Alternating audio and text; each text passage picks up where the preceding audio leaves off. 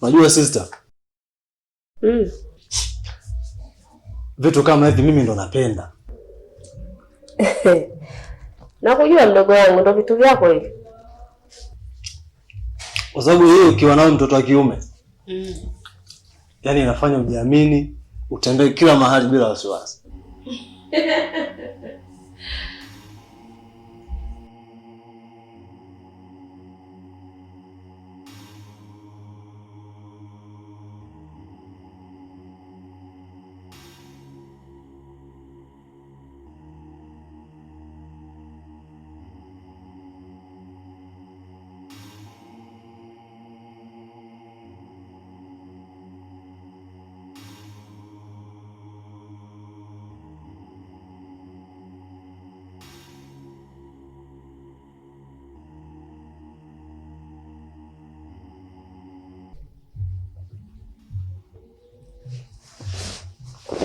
Boss, mzigo umeisha huko kitaa na watu wanautaka sana.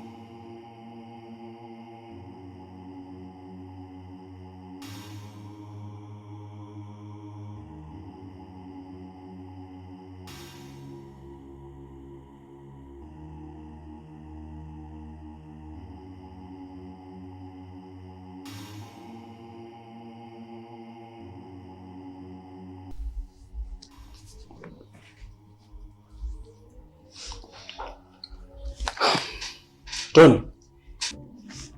Ndio boss. Gharama ya huu mzigo ni kubwa sana.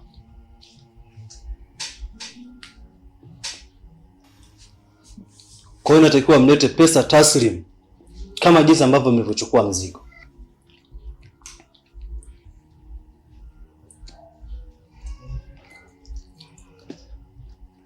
Kazi tunayofanya ni hatari sana. Tunatakiwa tuwe makini sana.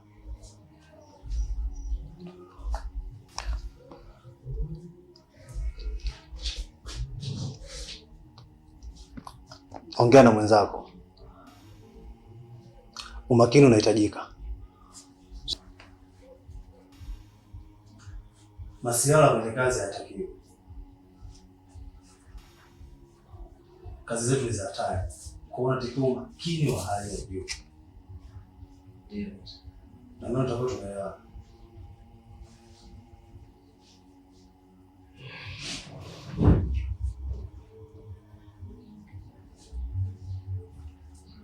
Lazima kae.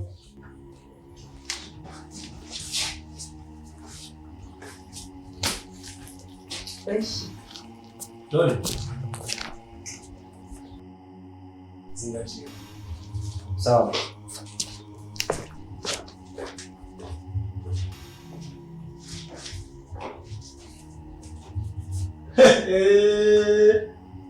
Iyo.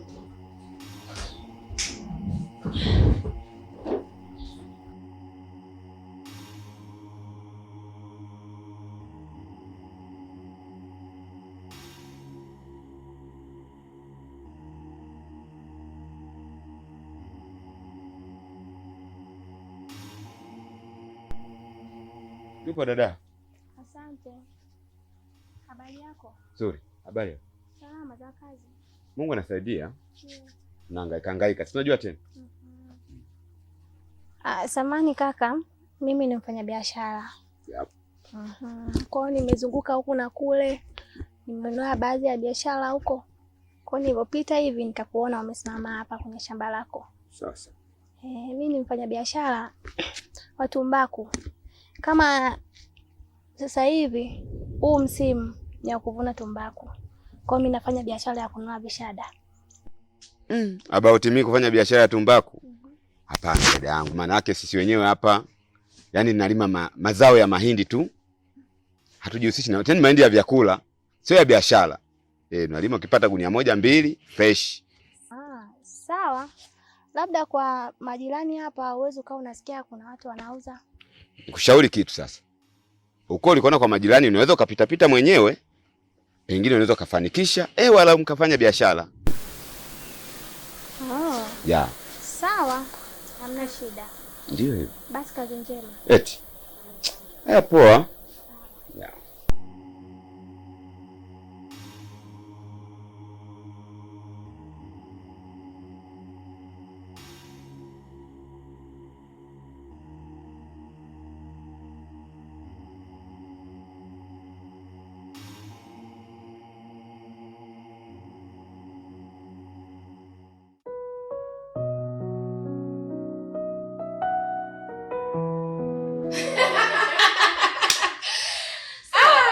Lakini mnaendeleaje? Sisi hapa tunamshukuru Mungu tunaendelea vizuri. Sijui wewe huko. Pia namshukuru Mungu niko salama.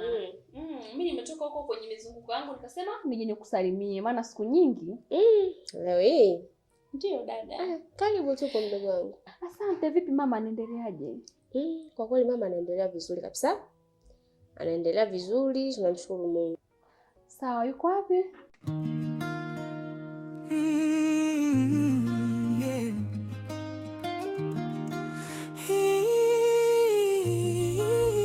Mama kutokana na afya yake inaendelea vizuri. Nimeona nimpeleke kijijini akasimamia miradi yangu.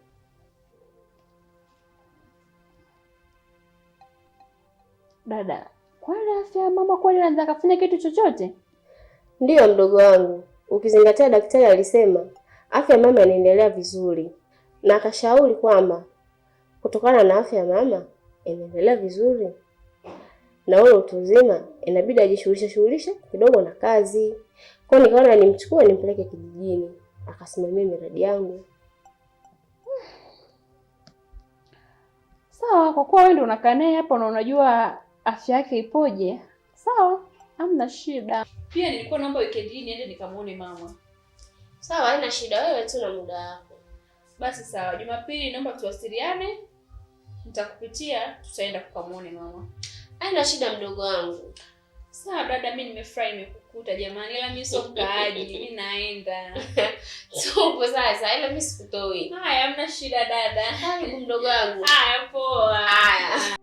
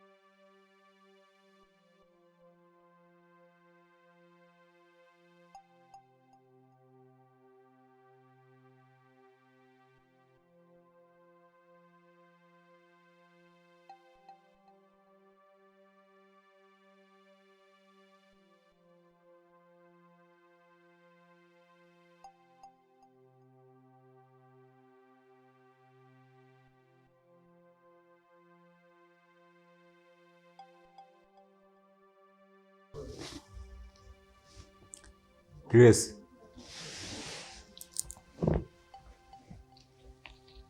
Mzigo uko sawa.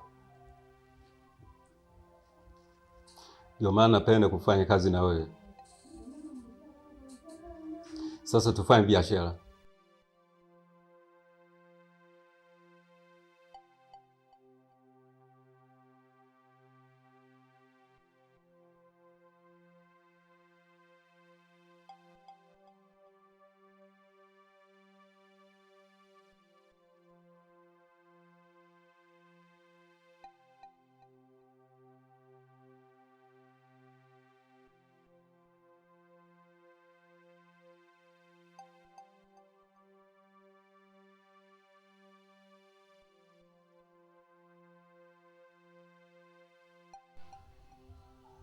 Mr. Barabara, utapeli kwa utu ni hatari kwa afya. Kuwa makini. Usijali.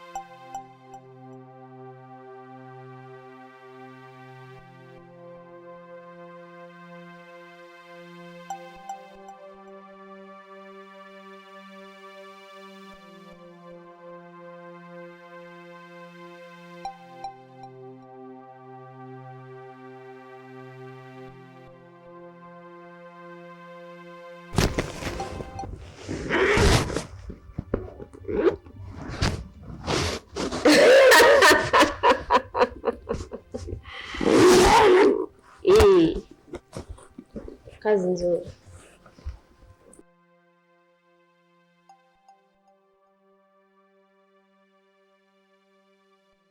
Vipi kijana wangu? Salama tu. Upo salama wa kutosha? Usalama upo wa kutosha, sijui nyinyi. Sisi tunashukuru Mungu tunaendelea vizuri. Vipi? Maana nasikia maskari anazingia sana kule. Usalama upo? Kuhusu maskari wanapita, lakini kwa mazingira niliyoyaweka ni vigumu zaidi mtu kugundua. Ndio maana nakuamini sana mfanya kazi wangu. Ndio maana napiga kazi. Piga kazi. Sema kitu kimoja. Yule mfanya kazi watuongezea Bawili yule. Mimi simwamini kabisa. Kwa nini? Yaani alivyoharibu tu mazingira yanajiweka. Mimi nadhani mtoto akililia wembe mpe tena, umkate kabisa. Hiyo mesha hiyo. Unataka kupeleka mzigo ndani. Mimi nadhani leo sitakuwa na mengi ya kuongea, ila naona kuna ugeni hapa ofisini kwetu. Huyu anaitwa Mr. PD Future. Ni mgeni wetu katika ofisi hii, lakini pia ni mwajiriwa mpya. Mr. PD. Yes boss. Karibu sana. Asante sana boss. Bila kupoteza muda, hapa tuna PS hawa. Na hapa huyu bwana anaitwa Mr. Bawili. Na hapa huyu dada anaitwa Zibora. Hawa wanafanya majukumu kwa weledi sana na wanajitoa sana kuhakikisha hii kampuni yetu ya BO Advocate Company Limited iweze kusimama, na ndio maana tumekuwa tukipokea tenda nyingi kutoka sehemu mbalimbali kulingana na ufanisi wa majukumu yetu. Baada ya kusema hivyo, Mr. Bawili yeye mara nyingi huwa anafanya kazi nje na ofisi. Kwa ni mara chache sana utamkuta amefika hapa ofisini. Na penyewe atafika tu kwa ajili ya kutoa taarifa maalum. Kwa hiyo muda mwingi anakuwa nje na ofisi kutokana na majukumu yake ya kikazi. Kwa kifupi ni kwamba analeta taarifa ambazo zinahusiana na masuala ya kihalifu pembezoni na hii ofisi. Hivyo akileta hizo taarifa, basi kama kampuni tunadili nao hao watu na kuhakikisha kabisa kwamba tunawafikisha katika mikono ya serikali ili waweze kuchukuliwa hatua zinazostahili. Lakini pia hapa huyu anaitwa Zibora. Zibora kazi yake mara nyingi anafanya kazi katika hiyo ofisi na muda mwingi sana anakuwa ndani ya ofisi. Mara chache sana ikibidi basi ndio anakuwa yupo nje na ofisi. Kwa maana hiyo muda mwingi yeye utamuona akiwa hapo ofisini. Baada ya kusema hilo, ningependa ofisi watambue ujio wako, lakini leo nilikuwa na kitu cha tofauti kidogo, kutokana na kwamba ofisi yetu imekuwa ikifanya kazi katika mazingira magumu, lakini katika weledi na ufanisi wa hali ya juu sana. Sasa basi, Zibola kutoka cheo alichokuwa nacho nimempandisha kwenda cheo cha juu kidogo. Mm-hmm.